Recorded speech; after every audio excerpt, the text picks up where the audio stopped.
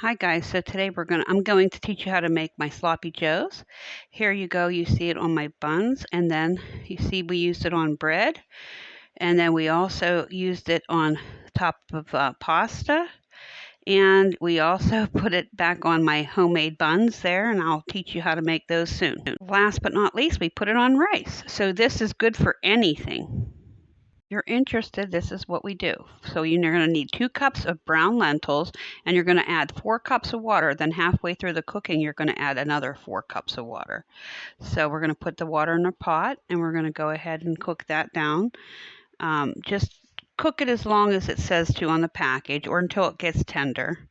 And then we're going to add 1 onion chopped up, and we're going to also add in 1½ peppers. I used a small yellow and a small green one, but 1 large pepper will do, and about a half a cup of water just to saute that in your pan.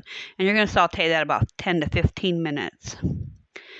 Okay, and then the next step that I chose to do is I got 6 cups of fresh tomatoes. These are tomatoes from our garden still, so don't they look delicious? But anyways, yep, so I did 6 cups, and we went ahead and put them into the blender, and we just blended those up, and that's what got us our sauce there. Oh, was it delicious. Okay, guys, this was just the next picture of when I added a little more water, 4 more cups of water to cook them down, and there's the picture. Then I put the tomato mixture over top of my onions and my peppers. And then I went ahead and I got 1 cup or about 20 of those dates with a half a cup of water, and I blended that up in my, in my blender there. And I drained the lentils, and then I added a half a can or 6 ounces of tomato paste.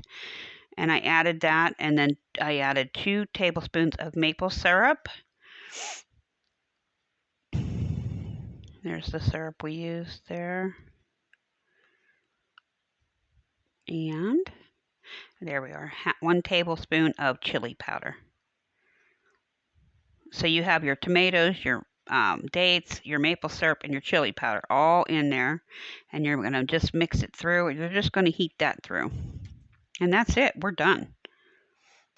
I hope you give this recipe a try, and you will love it. My recipe for the buns will be coming up after this one, I believe, and stay tuned for that. And don't forget to like, share, subscribe, and leave me a comment. If you have any questions, let me know. Thank you for watching. Have a great day. Bye-bye.